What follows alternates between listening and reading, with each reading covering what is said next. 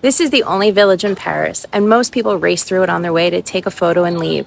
Don't be that person. Sacré-Cœur behind me, the whole city spread out in front. But here's the thing about Montmartre. The view is actually the least interesting thing about it. This neighborhood has a story that goes back centuries. Artists, revolutionaries, cabarets, the Moulin Rouge, all of it happened right here on this hill. Today, I'm taking you beyond the postcard and into the real Montmartre.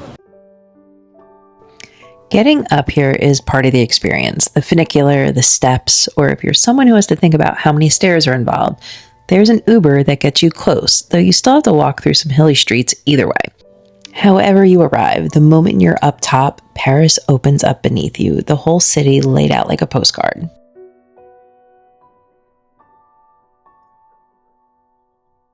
Montmartre's streets are narrow, cobbled, and honestly a little disorientating, but in the best way. You just wander, and then you turn a corner, and everyone was taking pictures of this little pink house. I had no idea what it was. It turns out it was La Maison Rose, which is over 100 years old. Once a hangout for Picasso, made famous by a painter named Gelato, who lived right here in Montmartre.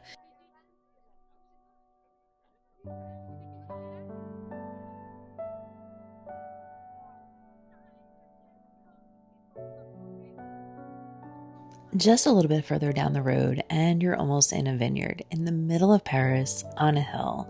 This is the Clos Montmartre, a real working vineyard that has been here since the 1930s, a tiny holdout from when this whole hill was covered in farms and windmills.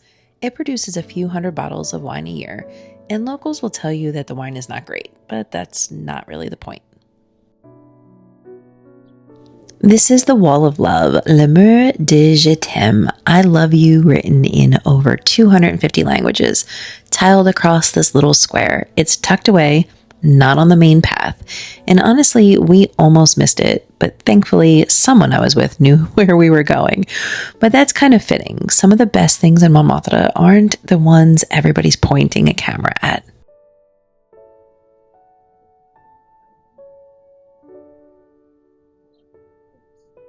Down towards the bottom of the hill, Montmartre slows down even more. A cafe with a few outdoor tables, a carousel that's been spinning here since I don't even know when.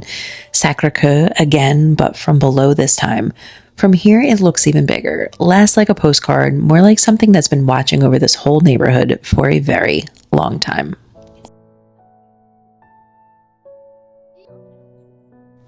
The Moulin Rouge, iconic even in the daylight. I'd love to come back and see it lit up at night.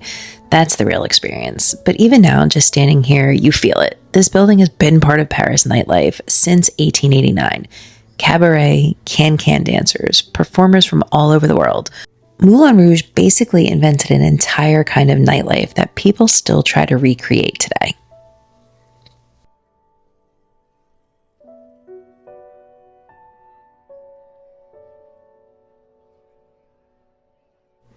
Before heading back down, Venchi, some of the best gelato I had in Paris, and exactly the kind of stop that makes this day complete.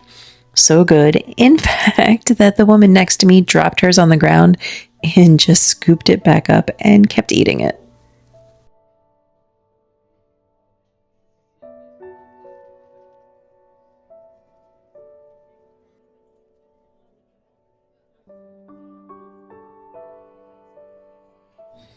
Down into the metro we go, back into the rest of Paris. Montmartre always feels a little separate from the city below it, like it's its own world.